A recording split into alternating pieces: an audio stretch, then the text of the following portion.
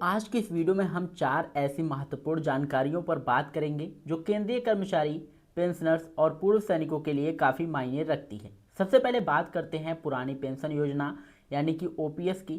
तो 10 अगस्त 2026 को लोकसभा में सरकार से सवाल किया गया कि क्या केंद्र सरकार एनपीएस और यूपीएस को समाप्त करके फिर से ओल्ड पेंशन स्कीम लागू करने की तैयारी कर रही है। कर्मचारियों की लंबे समय से मांग रही है कि उन्हें पुरानी पेंशन का लाभ दिया जाए और इसी मुद्दे पर सरकार से सीधा जवाब मांगा गया है। सरकार की तरफ से जो जवाब सामने आया है उसके मुताबिक केंद्र सरकार के पास ओपीएस को दोबारा लागू करने का कोई प्रस्ताव फिलहाल विचाराधीन नहीं है।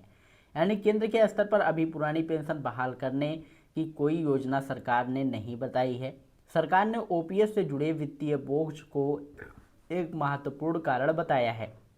दूसरी तरफ कुछ राज्यों में पुरानी पेंशन को लेकर अलग अलग स्तर पर पहल और मांग देखने को मिली है। राजस्थान, छत्तीसगढ़, झारखंड, पंजाब और हिमाचल प्रदेश जैसे राज्यों का भी इस मुद्दे पर जिक्र किया गया है। एनपीएस में जमा कर्मचारियों के पैसे को लेकर भी सवाल हुआ। सरकार ने बताया कि मौजूदा नियमों के तहत राज्यों के कर्मचारियों के एनपीएस में जमा धन को राज्य सरकारों को वापस नहीं किया जा सकता। वहीं यूपीएस यानी कि यूनिफाइड पेंशन स्कीम को लेकर सरकार ने बताया कि इसे 1 अप्रैल 2025 से एनपीएस के तहत एक विकल्प के रूप में शुरू किया गया है। इसके तहत पात्र कर्मचारियों के लिए सुनिश्चित पेंशन का प्रावधान किया गया है और न्यूनतम पेंशन से संबंधित प्रावधान भी मौजूद हैं। इसके अलावा 26 जुलाई 2026 तक केंद्रीय कर्मचारियों से संबंधित एनपीएस फंड में लगभग 3.65 लाख करोड़ रुपए की राशि होने की जानकारी सामने आई है। इसलिए फिलहाल तस्वीर यही है कि सरकार ओपीएस को वापस लाने के बजाय एनपीएस और यूपीएस की व्यवस्था को ही आगे बढ़ाने पर जोर दे रही है। अब दूसरी बड़ी जानकारी 8वें वेतन आयोग को लेकर है और यह जानकारी उन सभी कर्मचारियों और पेंशनर्स के लिए है महत्वपूर्ण है जो फिटमेंट फैक्टर और वेतन पेंशन में होने वाली बढ़ोतरी का इंतजार कर रहे हैं।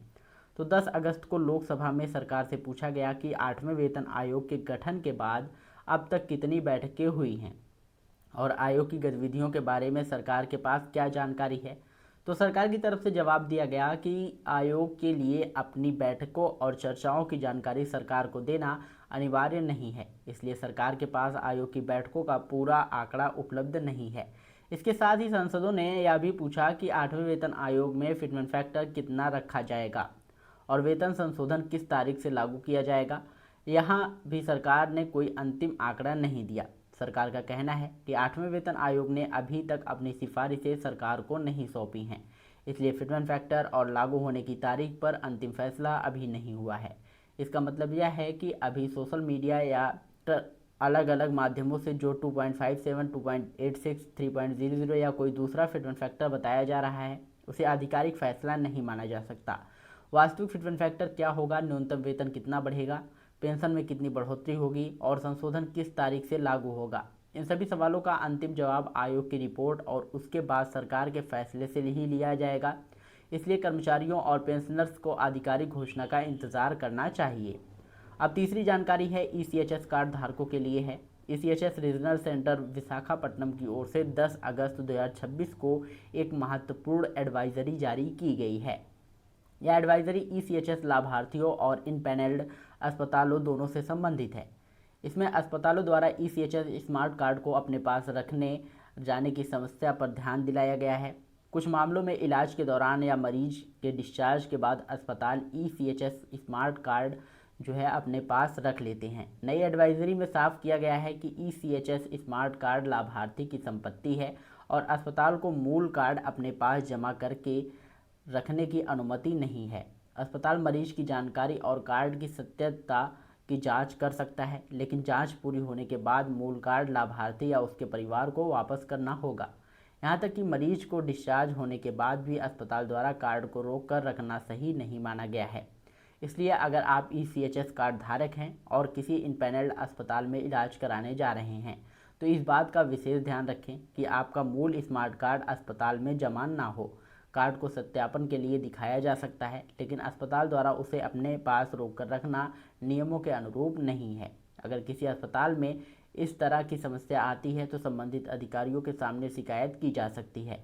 यह एडवाइजरी इसलिए भी महत्वपूर्ण है क्योंकि कई लाभार्थियों को नियमों की जानकारी नहीं होती। वे अस्पताल के कहने पर अपना मूल कार्ड जमा कर देते हैं अब बात करते हैं आज की चौथी और आखिरी जानकारी की, जो पूर्व सैनिकों के लिए काफ़ी महत्वपूर्ण है। एक सूबेदार मेजर को रिटायरमेंट के करीब 22 साल बाद कानूनी प्रक्रिया के जरिए ऑनरेरी लेफ्टिनेंट का लाभ मिला है। मामला MV गोपालन से जुड़ा बताया गया है। उन्होंने सेना के सिग्नल विभाग में करीब 32 साल सेवा की और वर्ष 2003 में सूबेदार मेजर के पद से रिटायर हुए। बताया गया कि आंख की सर्जरी से जुड़ी परिस्थिति के कारण उन्हें रिटायरमेंट से पहले मिलने वाला ऑनरेरी प्रमोशन नहीं मिल सका। इसके बाद उन्होंने अपने अधिकार के लिए लंबी कानूनी लड़ाई लड़ी। मामला आर्म फोर्सेज ट्रिब्यूनल यानी कि AFT कोच्चि तक पहुंचा और वहां उनके पक्ष में फैसला आया। ट्रिब्यूनल ने माना कि रिटायरमेंट से पहले मिलने वाले लाभ में इतनी लंबी देरी उचित नहीं थी। इसके बाद उन्हें ऑनरेरी लेफ्टिनेंट का लाभ देने के साथ साथ संबंधित बकाया लाभ और एरियर देने का आदेश भी दिया गया। यह मामला उन पूर्व सैनिकों के लिए एक महत्वपूर्ण उदाहरण है जिन्हें सेवा के दौरान किसी प्रमोशन, ऑनरेरी रैंक या दूसरे वैध सेवा लाभ से संबंधित परेशानी हुई है। लेकिन यहाँ एक बात समझना बहुत ही ज़रूरी है कि हर सैनिक का मामला अलग होता है और केवल किसी एक फैसले के आधार पर हर व्यक्ति को अपने आप वही लाभ मिल जाए या जरूरी नहीं है। अगर किसी पूर्व सैनिकों को लगता है कि उसे सेवा के दौरान मिलने वाला कोई वैध लाभ नहीं मिला है तो अपने सर्विस रिकॉर्ड और डॉक्यूमेंट्स की जांच करवाकर उचित कानूनी सलाह लेना बेहतर होगा। तो दोस्तों, आज की ये चारों जानकारियां हमने OPS से लेकर ECHS कार्ड धारक और 22 साल बाद मिलने वाले ऑनरेरी लेफ्टिनेंट के लाभ के मामले को समझा। अगर आप कर्मचारी हैं, पेंशनर्स हैं या फिर पूर्व सैनिक हैं, ऐसी महत्वपूर्ण जानकारी को आसान भाषा में पाने के लिए आप विद्याधाम चैनल को सब्सक्राइब कर सकते हैं, क्योंकि हम ऐसी महत्वपूर्ण अपडेट्स आप लोगों के लिए हमेशा लाते रहते हैं। मिलते हैं नई वीडियो में नई अपडेट के साथ, तब तक के लिए जय हिंद, जय भारत।